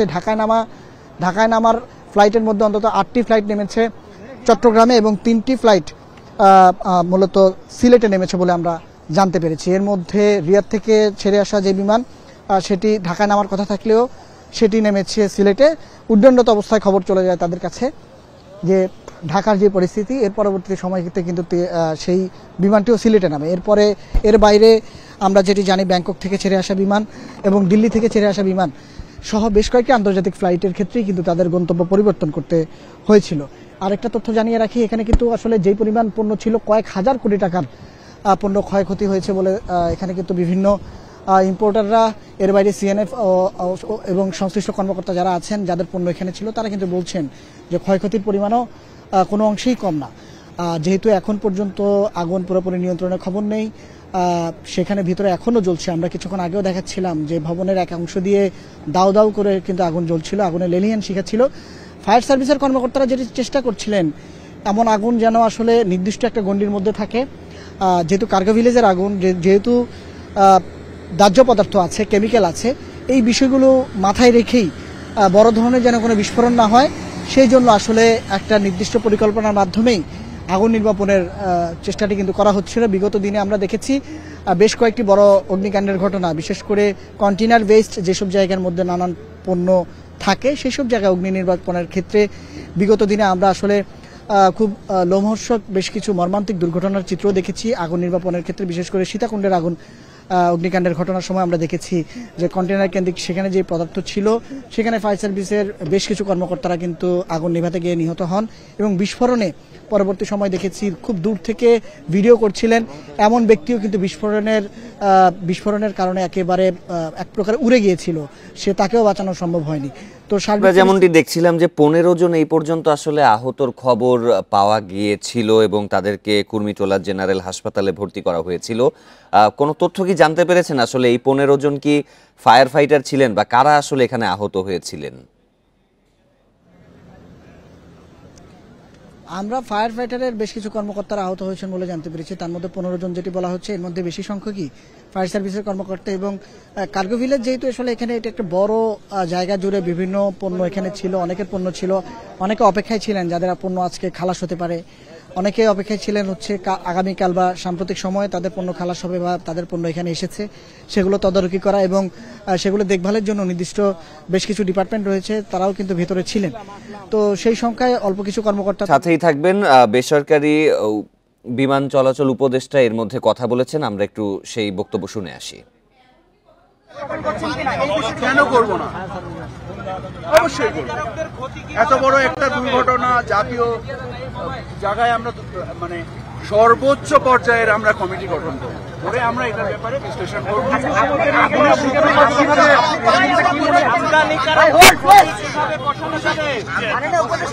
চেয়ারম্যান সাহেব একটু বলবেন যে উপদেষ্টা মহোদয়, আমদানিকারকরা হতাশা, তাদের ক্ষতিপূরণ কিভাবে পোষাবেন? বিমা করার পরও এ বিষয়ে কিছু বলবেন। বিমা করার পর একটা দীর্ঘসূত্রিতা থাকে। আমরা বিমানের যিনি কার্গো ডিরেক্টর ওনাকে আমরা ম্যানিফেস্টের রেফারেন্সে যে পরিমাণগত এবং মূল্যগত এবং 7-8টা মোটা দাগের ক্যাটাগরির একটা স্টেটমেন্ট আমি তৈরি করতে বলেছি, যেটা ঘন্টাখানিক বাদে যেহেতু আগুন এখন নিয়ন্ত্রণে আসছে, আমাদের ইমিডিয়েট লক্ষ্য হচ্ছে অপারেশনকে কত দ্রুত আমরা চালু করতে পারি। আমরা এই লক্ষ্যে এখন আলোচনায় বসে আমরা ক্ষতি নিরূপণ করার জন্য এবং আমাদের যেহেতু এটা একটা চলমান কার্যক্রম, এই চলমান কার্যক্রমকে কিভাবে আমরা চলমান রাখবো সেই ব্যাপারে আমরা পদ্ধতিগতভাবে সকলে বসে আমরা এখনই বসে আমরা সিদ্ধান্তগুলো নেওয়ার চেষ্টা করব। সেটা আমরা এখনো জানি না। মাননীয় উপদেষ্টা, আমরা দেখছি যে উচ্চ ভবন হইলে তখন আসলে একটু জটিলতা থাকে ফায়ার সার্ভিসে। এখানে যখন এই মুহূর্তে এই প্রশ্নগুলো জবাব আমার মনে হয় প্রিম্যাচিওর। আমাদের এই মুহূর্তে দরকার হচ্ছে সংকটকে অতিক্রম করা। আপনাদের মাধ্যমে দেশবাসীর কাছে আমরা দোয়া চাচ্ছি যেন আল্লাহ তাআলা আমাদের জন্য এই কাজকে সহজ করে দেন এবং আমরা যেন আমাদের যে পুনরায় যত দ্রুত পারি আমরা এয়ারপোর্টকে চালু করব, কারণ আপনারা জানেন যে এয়ারপোর্টে ফ্লাইট এই মুহূর্তে বন্ধ আছে। আমরা মানে চেষ্টা করছি যে যত দ্রুত পারি আজকে রাতের মধ্যে ফ্লাইট ওপেন করা এবং আমাদের ব্যবসায়িক কার্যক্রম যে এয়ার কার্গোর যে ঘটনাটা ঘটেছে, এবং আমাদের এখানে শুধু আমদানি কার্গোতে এই জটিলতা ঘটেছে। এই দুর্ঘটনাটা যেখানে ঘটেছে এটা শুধুমাত্র আমদানি কার্গো, রপ্তানি কার্গো আমাদের পরিপূর্ণ আল্লাহর রহমতে নিরাপদ রয়েছে। চেয়ারম্যান মহোদয়, আপনি একটু বলবেন আগুনের সূত্রপাত। প্রাথমিক দৃষ্টিতে মাননীয় উপদেষ্টা মনে হচ্ছে কি এটা নাশকতা নাকি এটা দুর্ঘটনা? প্রশ্নের পুনরাবৃত্তি করছেন। আচ্ছা, মাননীয় উপদেষ্টা, যদি কোনো কিছু তথ্য থাকে বলে দিন আমাদেরকে, আমরা আমাদের যখন ইনভেস্টিগেশন করব আপনার তথ্য আমলে নিয়ে ইনভেস্টিগেট করব। মাননীয় উপদেষ্টা, আপনি এই মুহূর্তে আমাদের কাছে এটার থেকে বড় জরুরি হচ্ছে এয়ারপোর্টকে চালু করা, এয়ারপোর্টের স্বাভাবিক কার্যক্রম যত দ্রুত পারা যায় চালু করা, ক্ষতি নিরূপণ করা এবং একটা সার্বিক সর্বোচ্চ পর্যায়ের একটা কমিটি তৈরি করে এটার দুর্ঘটনার কারণ আমাদের যারা আহত হয়েছেন, ফায়ার ব্রিগেডের কয়েকজন আহত হয়েছেন, আনসারের 17 জন, তাদের চিকিৎসার ব্যবস্থা করা এবং আমাদের সম্পদ রক্ষার জন্য আগুন আমাদের নিয়ন্ত্রণে থাকলেও এখনো যথেষ্ট পরিমাণ আগুন রয়েছে। আমি ব্যক্তিগতভাবে এটা দেখছি, দয়া করে আশা করি আপনাদের মাধ্যমে আমি আবার দেশবাসীর কাছে দোয়া চাই। ঢুকতে দেওয়া হয়নি, এই ধরনের অভিযোগ আমি জানি না, আপনি বললেন আমি অভিযোগ খতিয়ে দেখব। হওয়ার কোনো সুযোগই নাই।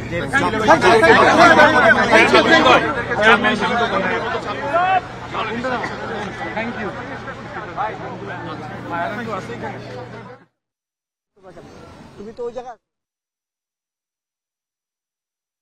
কখনো পর্যটন উপদেষ্টা এই আগুনের ঘটনায় বিবৃতি দিচ্ছিলেন, সেই ঘটনাটি দেখছিলাম।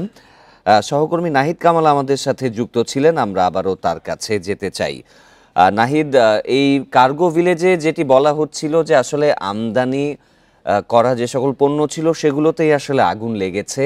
অপরপক্ষে আমাদের সহকর্মী আনোয়ার সাদাত জানাচ্ছিলেন যে বেশ কিছু ব্যবসায়ী আসলে সেখানে উপস্থিত হয়েছেন যাদের আসলে আমদানি অর্ডারগুলো রয়েছে, তারা বেশ বড় একটি আর্থিক ক্ষতির আসলে শঙ্কা করছেন। তো এই বিষয়ে আসলে আপনি কোনো তথ্য কি জানতে পেরেছেন কি যে আর্থিক ক্ষয়ক্ষতি আসলে কি পরিমাণে হতে পারে?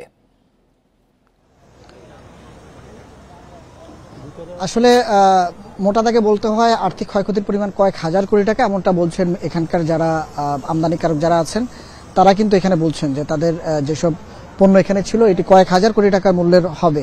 এবং যেটি দেখা যাচ্ছে যে আসলে যেহেতু কিছুক্ষণ আগেই বেসামরিক বিমান চলাচল কর্তৃপক্ষ সহ এখানকার যারা সংশ্লিষ্ট কর্তৃপক্ষ আছে তারা কথা বলেছেন এবং তারা যেটি আশঙ্কা করছেন যে আসলে ক্ষয়ক্ষতির পরিমাণ শুধুমাত্র এখানকার যেসব আমদানিকৃত যেসব পণ্য দেশে আসলে এখানে এসেছিল কার্গো ভিলেজটিতে যেসব পণ্য ছিল সেগুলো আসলে এখানে রাখা ছিল। এখন পর্যন্ত আসলে নির্দিষ্টভাবে বলা সম্ভব হয়নি আসলে কত কি পরিমাণ ক্ষয়ক্ষতি, কিন্তু যেটি দেখা যাচ্ছে আসলে অনেক বেশিরভাগ মালামালি পুরো একেবারে ছাই হয়ে গেছে। সবচেয়ে বড় সংখ্যার জায়গাটি যেটি তৈরি হয়েছে আসলে রানওয়ের পাশে, এখানে 8 নম্বর টার্মিনাল এর পাশে আসলে কার্গো ভিলেজ, এখানে আবার রাখা হচ্ছে কেমিক্যালজাত পণ্য, দাহ্য জাতীয় পদার্থ, ভ্যারাইটিস বিভিন্ন পণ্য আসলে মূলত এখানে আসে এবং রাখা হয়। বিশ্বের আসলে আর কোথায় কোন কোন দেশের আসলে কোন বিমানবন্দরগুলোতে আসলে কার্গো ভিলেজগুলো ঠিক রানওয়ে কেন্দ্রিক এরিয়ার খুব এত কাছাকাছি জায়গায় করা হয় সেটি আসলে নিয়ে প্রশ্ন আছে। এবং বিশেষজ্ঞরা যেটি বলছেন এর আগেও যখন বিমানবন্দরে আগুন লেগেছিল সেই সব ঘটনা থেকে আমরা আসলে কতটুকু শিক্ষা নিয়েছি, সেই জায়গার তদন্ত কমিটি আসলে কি ধরনের প্রতিবেদন দিয়েছিল, এর প্রেক্ষিতে আসলে তৎকালীন সরকার কি করেছে, এই ধরনের নানান প্রশ্ন কিন্তু আসলে এসেছে। এবং এরপরে আমরা যেটি দেখছি যে এখানে আমরা দেখছি প্রচুর মানুষ এখন কিন্তু এখানে অবস্থান করছেন। প্রথমে অনেক উৎসুক জনতা যেমন ছিল, তার বাইরে আমদানিকারক যারা আছেন তাদের একটা বড় সংখ্যক যাদের পণ্য এখানে রয়েছে এবং অনেকে খালাসের অপেক্ষায় ছিলেন। আজকে খালাস হতো অনেকের পণ্য, গতকাল আগামীকালকে খালাস হবে, এরকম পণ্য কিন্তু এখানে ছিল। অনেকের কারো 1 কোটি টাকা, কারো 5 কোটি, কারো 10 কোটি, কারো 15 কোটি টাকা বা তারও বেশি পণ্য এখানে ছিল, যেই কারণে কিনা এখন পর্যন্ত তারা আসলে অনেকটা দেউলিয়া হয়ে গেছেন, এমনটাও কিন্তু অনেকে মন্তব্য করেছেন। তবে আসলে এখানকার যে ব্যবস্থাপনা, এই ধরনের কার্গো ভিলেজ বিমানবন্দরে আছে, কিন্তু অগ্নিকাণ্ডের ঘটনায় আসলে ইন্স্যুরেন্স বা ক্ষতিপূরণ পাবেন কিনা সেসব বিষয়ে এখন পর্যন্ত আসলে সুনির্দিষ্টভাবে কোনো তথ্য বা সরকারের পক্ষ থেকে কোনো আশ্বাস পাওয়া যায়নি। যদিও কিছুক্ষণ আগে বশির আহমেদ তিনি কিন্তু সংবাদ সম্মেলনে সাংবাদিকদের সাথে কথা বলেছেন এবং এই বিষয়টি নিয়ে কিছুক্ষণের মধ্যেই একটি তদন্ত করে আসলে ক্ষয়ক্ষতি এবং সার্বিক একটা পরিস্থিতি নিয়ে হয়তো কিছুক্ষণ পরে আবারও কথা বলবেন। এরই মধ্যে নির্দেশনা দেওয়া হয়েছে যত দ্রুত সম্ভব পরিস্থিতি যেন নিয়ন্ত্রণে আনা যায়। আজকে রাতের মধ্যেই ফ্লাইট চালু করতে চায় বিমানবন্দর কর্তৃপক্ষ, কিছুক্ষণ আগে সেই বিষয়টিও জানানো হয়েছে। প্রত্যাশা নাহিদ, আপনি আমাদের সাথেই থাকবেন। আমরা বিমানবন্দর এলাকায় আরেক সহকর্মী আল আমিন হোসেন রয়েছেন, তার কাছে এবার একটু যাব। আল আমিন হোসেন, বেসামরিক বিমান পরিবহন ও পর্যটন উপদেষ্টা তো বিবৃতি আসলে দিয়েছেন, তিনিও বলেছেন যে মূল চ্যালেঞ্জ আসলে আগুন নিয়ন্ত্রণ করে যত তাড়াতাড়ি সম্ভব আসলে ফ্লাইটগুলো আবারও পরিচালনা করা। তো আসলে কি এটি এখন পর্যন্ত যে অবস্থা দেখা যাচ্ছে, আগুন নিয়ন্ত্রণ কি অতি সত্বর সম্ভব হবে কি?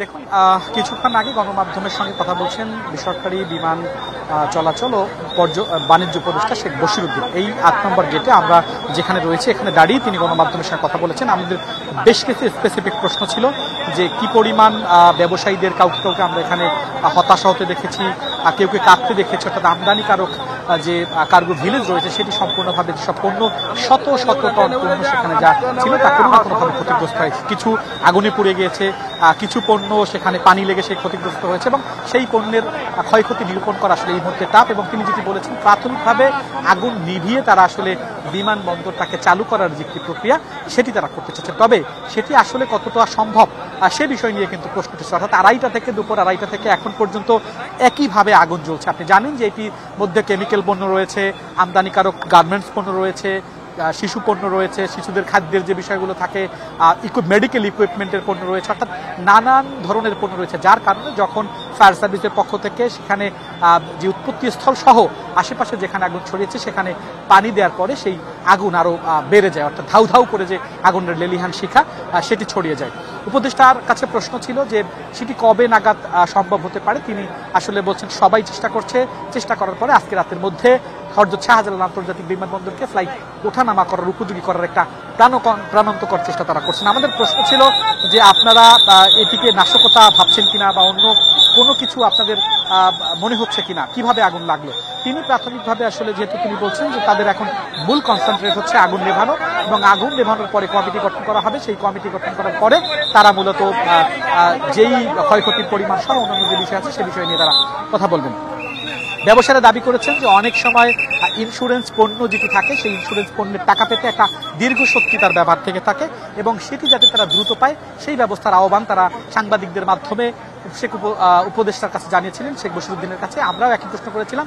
তিনি যেটি বলেছেন যে একটি কার্গো বিমান কার্গোর যিনি ডিরেক্টর তাকে নিয়ে অলরেডি তারা বসছেন এবং বসার পরে তারা কাগজপত্র নিয়ে বসবেন, সেই বসার পরে তারা একটা তালিকা করবেন, তালিকা করার পরে ব্যবসায়ীরা যাতে তাদের ক্ষতিপূরণ পান সেই ব্যবস্থা তাদের পক্ষ থেকে করা হবে। তবে এখন পর্যন্ত আগুন যে নেভার সেটি আসলে আমরা দেখতে পাচ্ছি না। আপনি নিশ্চয়ই দেখতে পাচ্ছেন যে আকাশে এখনো আগুনের যে লেলিহান শিখা এবং সেই শিখার অর্থাৎ ধোঁয়া যেটি উঠছে ওই প্রান্তে আসলে আমরা কিছুই দেখতে পাচ্ছি না, এই প্রান্তে আমরা কালো ধোঁয়া দেখতে পাচ্ছি। অর্থাৎ তার মানে হচ্ছে এখনো সেখানে আগুন জ্বলছে। ভবনটি এই দোতলা যে ভবন অর্থাৎ আমদানি কার্গো যে ভিলেজ সেই আগুনটিকে কর্ডন করে একরকম ফেলা হয়েছে, অর্থাৎ নিয়ন্ত্রণ করা হয়েছে। তবে রপ্তানি যে কার্গো ভিলেজ রয়েছে, রপ্তানি কার্গো ভিলেজ যেটি রয়েছে সেটিতে এখন পর্যন্ত একদমই সম্পূর্ণভাবে নিরাপদ আছে, অর্থাৎ আগুন সেদিকে ছড়িয়ে যায়নি বলে উপদেষ্টা প্রাথমিকভাবে তিনি আমাদেরকে সেটি জানিয়েছেন। এর বাইরে তাকে আরো অনেক প্রশ্ন করা হয়েছিল এই কার্গো ভিলেজটি আসলে কবে নাগাদ চালু হতে পারে, সেটি আদৌ চলবে কিনা, ক্ষতিগ্রস্ত হবে কিনা, সেটি কিন্তু অনেক বড় প্রশ্ন। অর্থাৎ আমরা যেটি দেখি যে আগুনের পরে সেই আগুন লাগা যে ভবন সেটি ক্ষতিগ্রস্ত হয়, ভেঙে পড়ে এবং পণ্য আমদানি যে পণ্য সেগুলো অন্তত 3 থেকে 4 দিন জায়গা সংকটের কারণে বা খালাসের যে একটি বিষয় থাকে সেখানে সেই বিষয় অর্থাৎ কিছু ফর্মালিটিস থাকে, সিএনএফ এজেন্টদের কিছু কাজ থাকে, সেই পণ্যগুলো আসলে কোথায় রাখা হবে সেটি নিয়েও কিন্তু একটা সংকট রয়েছে। এবং তিনি যেটি বলেছেন যে দ্রুত কার্গো ভেহিকল চালু করার পাশাপাশি ফ্লাইট যাতে দ্রুত ওঠানামা করতে পারে সেই বিষয়টি নিয়ে তিনি ভাবছেন। আমরা এখানে বেশ কয়েকজন ব্যবসায়ীর সঙ্গে কথা বলেছি, তারা যেটি বলছেন যে এই কার্গো ভিলেজে অন্তত শত শত টন পণ্য তারা বিদেশ থেকে আমদানি করে কেউ এনে রেখেছেন, কেউ চীন থেকে এনেছেন, কেউ ইউএসএ থেকে এসেছেন। এরকম একজনের সঙ্গে কথা হয়েছে, তার নাম ফারুক হোসেন, তিনি বাংলাদেশ সায়েন্স হাউসের জেনারেল ম্যানেজার। তারা মূলত গত কয়েকদিন আগে ইউএস থেকে এনেছেন ওয়াটার কোয়ালিটি মনিটরিং এবং সরকারি কর্মচারী যে হাসপাতাল তার মেডিকেল ইকুইপমেন্ট, যা সরবরাহ করার কথা ছিল হচ্ছে রোববার, এবং তা আজকে শনিবারের যে আগুনে সব পুড়ে ছাই হয়ে গেছে। তার ক্ষতি হয়েছে অন্তত 7 কোটি টাকা। এবং এরপরে আরো একজন ব্যবসায়ীর সঙ্গে, বেশ কয়েকজন ব্যবসায়ীর সঙ্গে আমরা কথা বলেছি আর রোলেক্স ট্রেডিং এজেন্সির ম্যানেজার ফরিদুল ইসলাম ফরিদ, তিনিও বলেছেন যে তারা ডেন্টাল ইকুইপমেন্ট যেটি থাকে সেই ডেন্টাল ইকুইপমেন্ট এনেছিলেন এবং এখানে রাখা ছিল, সেগুলো ক্ষতিগ্রস্ত হয়েছিল এবং পরবর্তীতে যদি সেগুলো আগুনে পুড়ে নাও থাকে, অর্থাৎ ফায়ার সার্ভিস অগ্নি নির্বাপন করার ক্ষেত্রে কিংবা অন্যান্য যে সংস্থা অগ্নি নির্বাপন করার ক্ষেত্রে যে পানি ব্যবহার করা হয়েছে এবং সেই পানির কারণে সেটি মূলত ক্ষতিগ্রস্ত হয়েছে, অর্থাৎ সেই পণ্য তারা ব্যবহার করতে পারবেন না। তারা দাবি জানিয়েছেন সরকারের কাছে যেসব পণ্যের ইন্স্যুরেন্স রয়েছে কিংবা বিমা করা রয়েছে সেই বিমাকৃত পণ্য বন্যের যে ক্ষতিপূরণ তারা যেন সেটি দ্রুত পান সেই দাবি তারা করেছেন। আমরা দুপুর থেকে অর্থাৎ 2:30টার পর থেকে যখন আগুন লেগেছে এই আমদানি কার্গো ভিলেজে, তখন থেকে দেখেছি সরকারের বিভিন্ন সংস্থা, ফায়ার সার্ভিস, বিমান বাহিনী, সেনাবাহিনী, পুলিশ সহ নানান সংস্থা এখানে অগ্নি নির্বাপনে সহায়তা করছেন, কিন্তু কাজের যে কাজ সেটি আসলে কিছু হচ্ছে না। সিভিল এভিয়েশনের পক্ষ থেকে আমাদেরকে বলা হয়েছে যে তারা আর কিছু আগুন নিয়ন্ত্রণে এসেছেন, তবে কবে নাগাদ কখন ফ্লাইট চালু হবে সে বিষয়ে কোনো সুস্পষ্ট বক্তব্য তারা দেননি। কতটি ফ্লাইট বন্ধ হয়েছে, অনেক যাত্রী তো আসলে আগে থেকে বিমানবন্দরে অবস্থান করছিলেন, আপনি ওই বিষয়ে তথ্য জানাচ্ছিলেন, তারা আসলে কি কোনো নির্দেশনা পেয়েছেন বা বিমানবন্দরে কি তারা এখনো অবস্থান করছেন?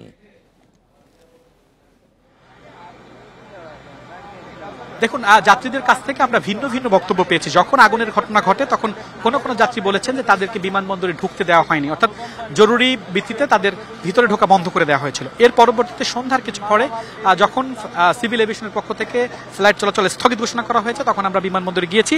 বিমানবন্দরে তখন 8:30 নাগাদ যে সমস্ত ফ্লাইট থাকবে সেই সমস্ত যাত্রীদের তারা বিমানবন্দর ইমিগ্রেশনের সহ যে সমস্ত সুবিধা রয়েছে সেগুলোর তারা ব্যবস্থা করার তাদেরকে যাত্রীদেরকে ডেকেছেন। এর পরবর্তী আমরা দেখেছি কোনো যাত্রীরা আমাদেরকে বলেছেন যারা ট্রানজিট, আমরা জাপান যাবেন এরকম একজন যাত্রীর সঙ্গে কথা বলেছি, তিনি যেটি বলেছেন যে তিনি এখান থেকে চায়না যাবেন, পরে ট্রানজিট বিমানে তিনি সেখান থেকে জাপান যাবেন এবং তিনি তার সবকিছু ফর্মালিটিস মেনটেন করে রেখেছেন। এখন নির্ধারিত সময় তিনি যদি বাংলাদেশ থেকে ফ্লাই করতে না পারেন তাহলে তার চায়না থেকে তিনি যে ট্রানজিট করে জাপানে যাবেন সেটি তার ব্যাহত হবে এবং সেখানে তিনি যেতে পারবেন না আর্থিকভাবে এবং তিনি ভোগান্তিতে পড়বেন। তিনি এও বলেছেন যে তিনি সেখান থেকে জাপানের যে বুলেট ট্রেন সেই বুলেট ট্রেনের অগ্রিম টিকিটও তিনি কেটে রেখেছেন, অতএব তিনি ক্ষতিগ্রস্ত হবেন। এর বাইরে মধ্যপ্রাচ্যগামী বিশেষ করে সৌদি আরব, কাতারের যে সমস্ত বেশ কয়েকটি ফ্লাইট ছিল সকাল রাত 10টা এবং 12টার দিকে, সেই সমস্ত ফ্লাইটগুলোর বিষয়ে স্থানীয় যারা বিমান চলাচল যে সংস্থা রয়েছে, বিশেষ করে বেসরকারি বিমান চলাচল যে সংস্থা রয়েছে তাদের পক্ষ থেকে যাত্রীদের এখন পর্যন্ত আসলে কখন যাবে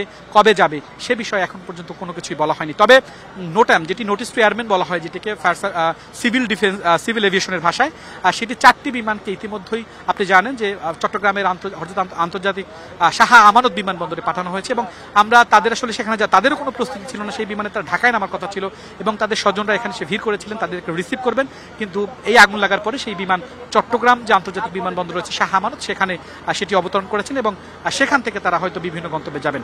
আপনি চট্টগ্রামের পরিস্থিতির কথা বলছিলেন, আপনি আমাদের সাথে থাকবেন। আমরা একটু চট্টগ্রামের শাহ আমানত বিমানবন্দরের পরিস্থিতির খবরই জানতে চাই। জানাতে আমাদের সাথে যোগ দিচ্ছেন সহকর্মী অনুপম শীল। অনুপম, আলামিন সর্বশেষ যে কথাটি বলছিলেন, আসলে ঢাকায় যে বিমানগুলোর আসার কথা ছিল তারা তো আসলে চট্টগ্রামে নেমেছেন, এখনো পর্যন্ত কয়টি ফ্লাইট সেখানে পৌঁছেছে, যারা নেমেছেন তাদের আসলে কি নির্দেশনা দেওয়া হয়েছে, আর গুরুত্বপূর্ণ অনেকের ফ্লাইট রয়েছে যে যাদের আজ দেশ ছাড়ার কথা কিন্তু এই ঘটনার কারণে তাদের দেশ ছাড়তে এখনো পর্যন্ত বেগ পেতে হচ্ছে, তো সর্বশেষ পরিস্থিতি আসলে কি?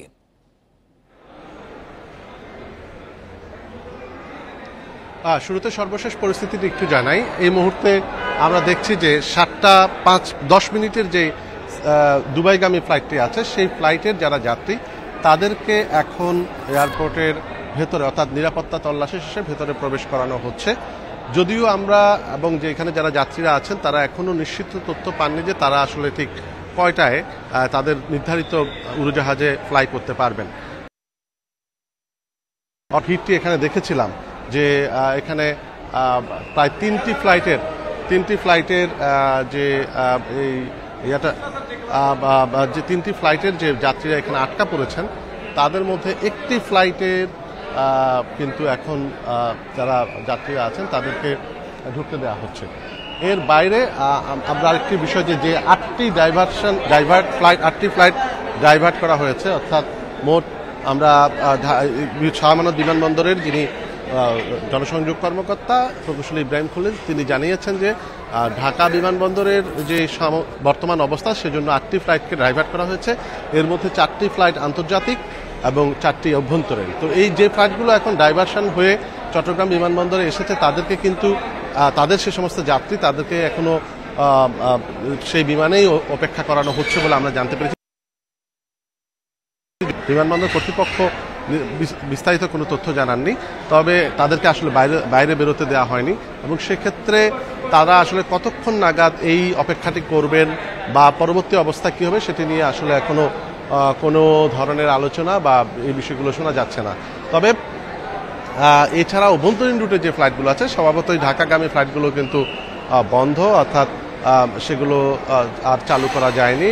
এর ফলে যারা সে সমস্ত সন্ধ্যায় যে সমস্ত অভ্যন্তরীণ রুটের ফ্লাইটের যাত্রীরা আছেন তারা অনেকেই আসলে তারা বেশিরভাগই ফেরত গিয়েছেন, অর্থাৎ তারা আর মানে অনেকটা আশাহত হয়ে বা আশা ছেড়ে দিয়েছেন।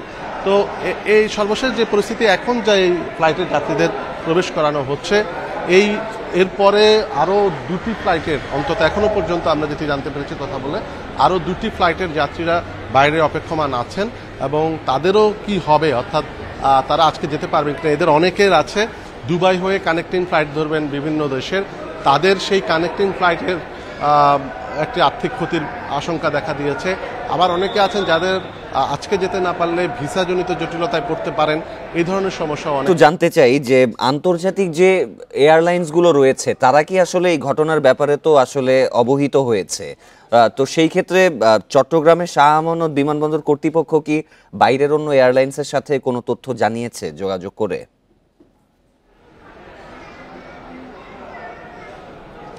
দেখুন এখানে যেই মানে অর্থাৎ 4টি এয়ারলাইন্সের আন্তর্জাতিক এয়ারলাইন্সের যাত্রীরা এখন অপেক্ষা করছেন, এয়ার আরাবিয়া, এয়ার আস্ট্রা এবং ইউএস বাংলা এবং বাংলাদেশ বিমান।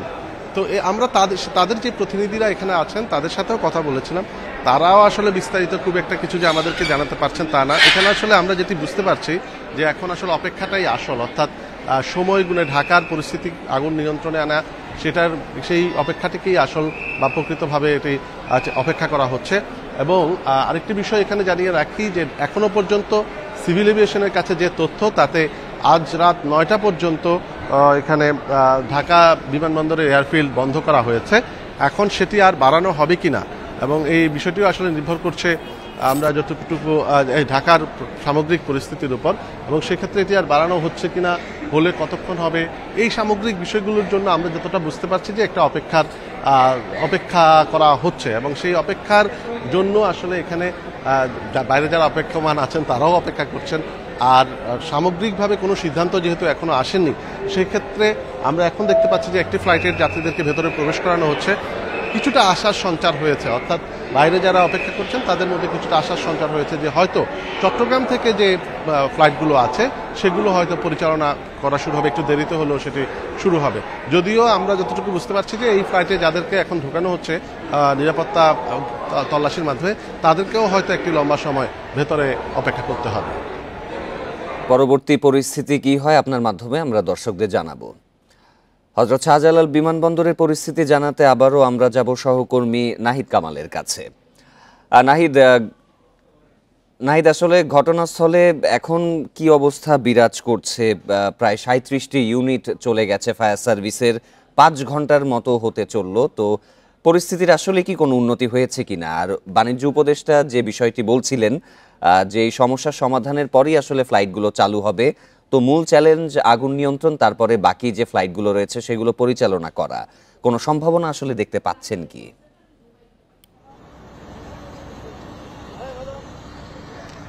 জি, আসলে 5 ঘন্টা হতে চললো শাহজালাল আন্তর্জাতিক বিমানবন্দরের কার্গো ভিলেজের যে আগুন সেটি এখনো কিন্তু পুরোপুরি নিয়ন্ত্রণে আসেনি। এখনো আমরা মাত্রই দেখলাম যে হচ্ছে ভবনের এক পাশ দিয়ে প্রচন্ড লেলিহান শিখা, তার মানে ভেতরে এখনো প্রচুর আগুন রয়েছে এবং প্রচন্ড ধোঁয়ার সৃষ্টিও কিন্তু হচ্ছে। আমি আমার সহকর্মীকে একটু জুম করে দেখানোর অনুরোধ করবো যদি দেখানো যায়।